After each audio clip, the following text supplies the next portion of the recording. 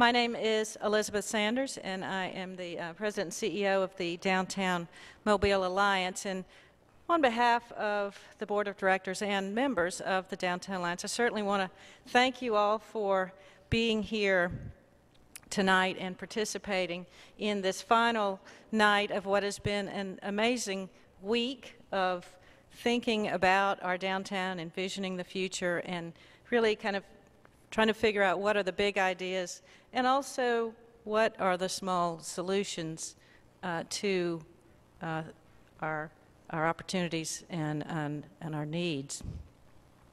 To all of you who have been participating in the various sessions, I certainly want to thank you for doing that. It has been a real surprise to us to see the wonderful turnout to the forums. It never occurred to me that we'd get about 50 people to come to a discussion on thoroughfare standards, but it's, you know, so and that was a lot of fun. But and to those of you who haven't been that this is your first meeting, certainly want to welcome you and to let you know that this is certainly a journey. It's kind of the last step of this week, but certainly the first step of what comes next as we think about the vision that is presented tonight, challenge the planners on what they suggest, have that dialogue, and then together with the city proceed with an agreed upon vision. Andreas, you've been really a most delightful guest to our city.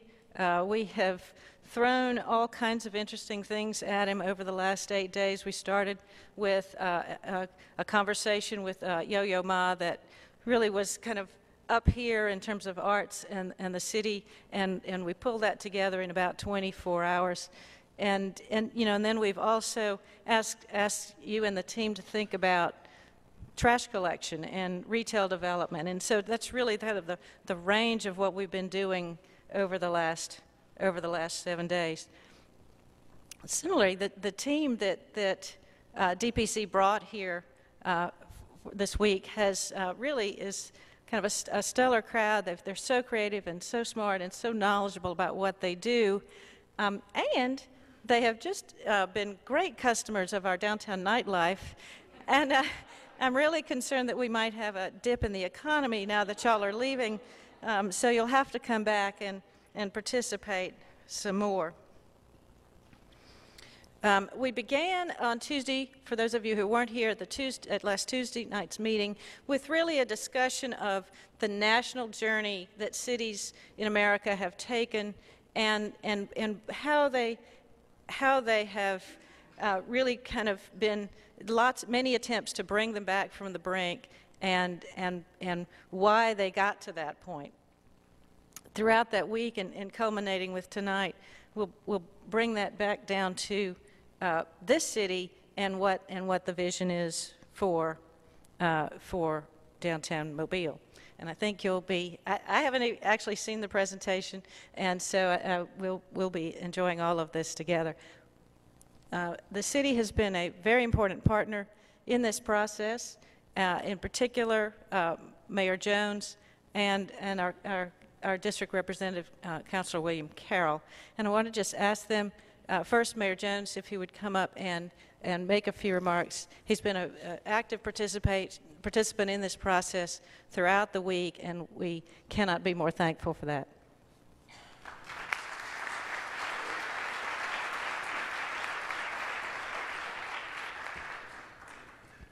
Let me first thank you all for being here today, and thank you for the participation in this process. Participation has been excellent. As we were standing in the back, I know that we ran out of chairs, and that's excellent. We wanted to run out of chairs. We wanted as many people involved as possible. Andreas and his team have just been true professionals. As we moved around downtown, we saw them everywhere downtown. So they have a pretty good grasp on what we have in our city, what the potentials are in our city, and I'm just really strongly anticipating what they are going to show us this evening in their presentation this evening. I'm sure it will be an excellent presentation. I think he was somewhat impressed with some of the homes that we have in downtown Mobile. We had a reception, and he couldn't stop talking about Buffy's home as we spent some time there, and you know, that's exceptional no matter where you're from. It is very, very nice. And we really appreciate you being here and participating. We really see a great, great change in our city coming. This is an important part of that process. Citizen participation is essential to that process so we can move it forward. So thank you so much for being here. Thank you for your participation, and we certainly look forward to this great presentation this evening.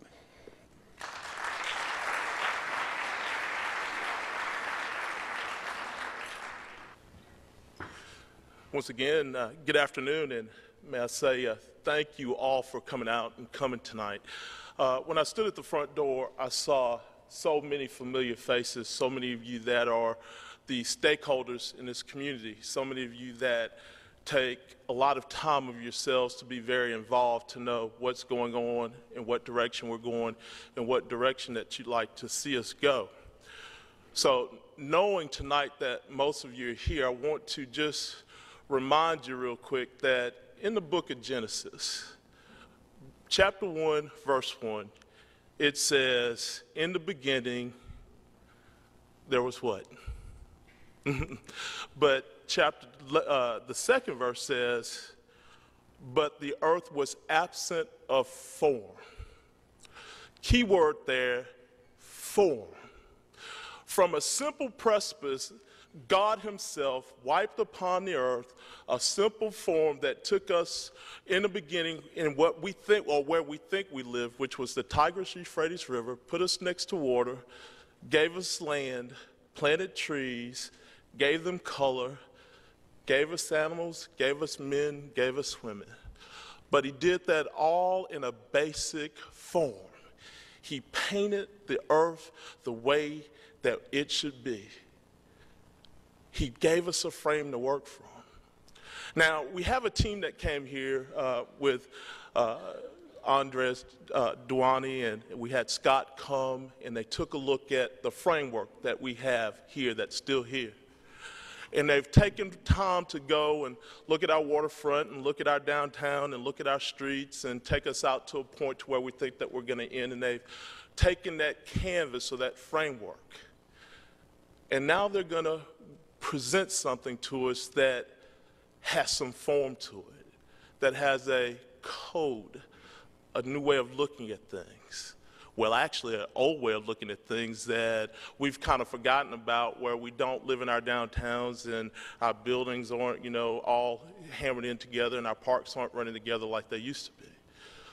But they're going to give us a vision of where we can go from here, and what it's going to be like for us to infill our spaces with parks and with walkable streets and buildings where we work downstairs and live upstairs and we walk among each other. So I encourage all of you that have participated in this event to stay encouraged, engaged, to stay upbeat, and push us, the administration and the council, to move this forward as quickly as possible. It's not, you know, most things like this take a little work for every city that they're in, but let's push it and make it as positive as it can be and to get it out as quickly as we can. Form-based for downtown Mobile is going to be extremely positive, especially for our historic districts and especially for our economy. Let's get it rolling, and thank all of you for coming out tonight.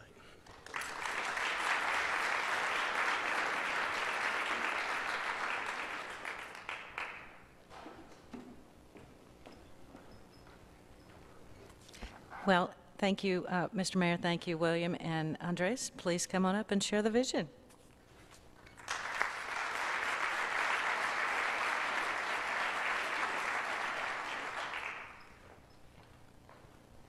And thank you, Elizabeth and Carol, for being with you at all times and absolutely supportive. This is an enormous presentation, and I won't be able to get into depth into too many things, nor will I, and I'll miss a lot of them. And in fact, It's not particularly well organized either. And that's because we work to the last moment. I always think it's better to actually get going or keep going as the information comes in rather than sort of wrap it all up. And so there's no wrapping to this. It's literally off the tables. I've looked at it once. Our project manager, Scott Ball, put it together. It's his notion of what the order should be. And so I will, I'll be sometimes as surprised as you. Why is this next to that? But I think there are a couple of preliminaries. Elizabeth was right. We did begin with the most general context of what happened to American downtowns and why they declined. Beautiful places, what happened to them, government policy, cultural changes, a whole series of misunderstandings. And the sad lesson is that we demolished many of our cities and many parts of our cities. But, and it's very sad that this happened here. But one of the good lessons to take from it is that the reason you demolish yourself is because you are doers. You know, when the best idea was to self-immolate, you did it. You went to Washington, got the money, and did it. While other sort of retard cities like Charleston and Savannah didn't. They couldn't get their act together. And I want to be very frank about this, because this is one of the cities that, in fact, has been going and rolling with the evolution of planning ideas. After the Second World War, there were, well, some of you actually witnessed this. I know that the ascendancy of the suburb, the contempt for the city, all that kind of thing, some of you have lived. It's now reversed. And the younger people love cities. The older people need cities because they need to walk to their daily needs. The environment all points to city living more and more. In the future, and in some places already in the present, if you don't have an urban fabric like the one you're privileged to have, which Mobile is privileged to have, you haven't got a future because you can't recruit. Okay? You cannot, to get people to come, you need a kind of downtown like this one. One of the most impressive things about my time here in Mobile, because I don't expect it, is the support that we receive from the mayor. And what we have found in other places, the downtown is a tiny percentage of your city in terms of its area. It's also a tiny percentage of its population. And when there are limited means, the mayors find it very difficult to invest in the city because that's not where the votes are. And if nothing else, things should be distributed all around. And the mayors, in fact, cannot, except at risk to their own position, emphasize the city, the downtown. It just doesn't work out. People say, what about my sidewalks? What about my lights? What about my parking problem? What about my flooding problems? What about my permitting? What about all that? And the mayors say, okay, I've got to do it equally. But this mayor understands, and actually and the councilman as well, but of course the councilman represents this area, that a city has standing only insofar as its downtown is successful. You know, after all, Detroit, which has a horrible reputation, has wonderful suburbs. You know, but when the core is hollow, the reputation of the place is down.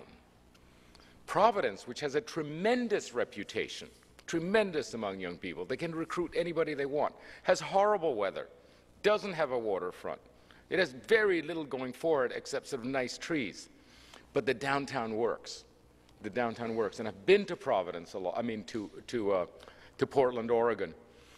The nicest part of their nicest downtown, which I know very well, is not as good as this very fine street system you have. So you have a tremendous future here, these wonderful narrow streets.